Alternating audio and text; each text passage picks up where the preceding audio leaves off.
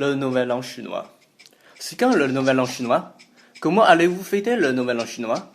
Ce sont les questions les plus fréquemment posées par les Français aux Chinois.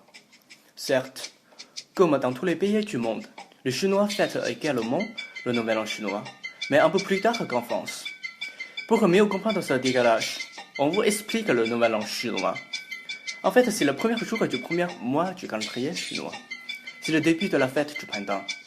Le calendrier chinois étant un calendrier lunisolaire. La date du Nouvel An chinois dans le calendrier grégorien varie d'une année à l'autre, mais il tombe toujours entre le 21 janvier et 20 février. Le Nouvel An chinois est une occasion pour passer des moments inoubliables avec sa famille. De notre jour, beaucoup d'étrangers connaissent de mieux en mieux la fête du printemps. Ils savent qu'on y mange des raviolis, ils savent aussi dire « Xinian kuai bonne année ». Et aussi, chose impressionnante, certains Français essaient d'imiter les Chinois en mangeant dans un restaurant chinois pour fêter avec eux. Maintenant, on va vous présenter ce que l'on fait spécialement pendant le Nouvel An chinois. 2014, c'est l'année du cheval. Le cheval est le 7e animal dans l'ordre d'arrivée qui apparaît dans le horoscope chinois.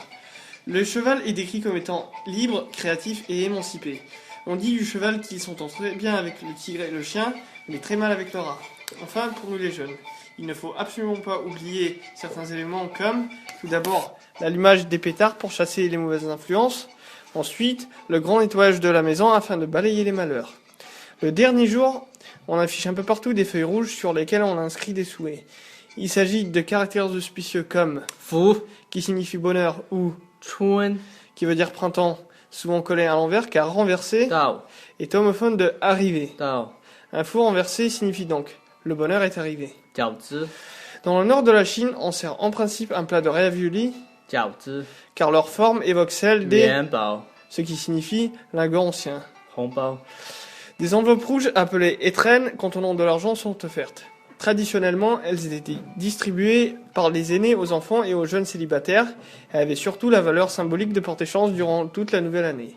Lors des distributions solennelles par les aînés, la personne qui va recevoir l'enveloppe leur adresse un vœu ou la parole auspicieuse. 吉祥话， Le plus grand est « Félicitations et faites fortune ». 恭喜发财。 Beaucoup d'enveloppes rouges contiennent une somme modeste et un nombre pair de billets.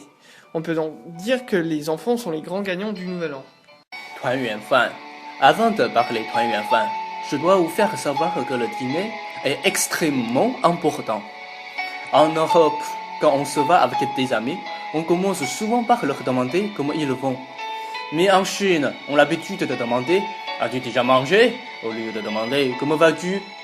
On adore manger. Pendant les fêtes, on mange. Pendant le mariage aussi. On mange aussi après avoir eu son bac ou avoir trouvé un bon boulot. Donc manger devient une activité principale pendant les fêtes. Bref, on mange tout le temps.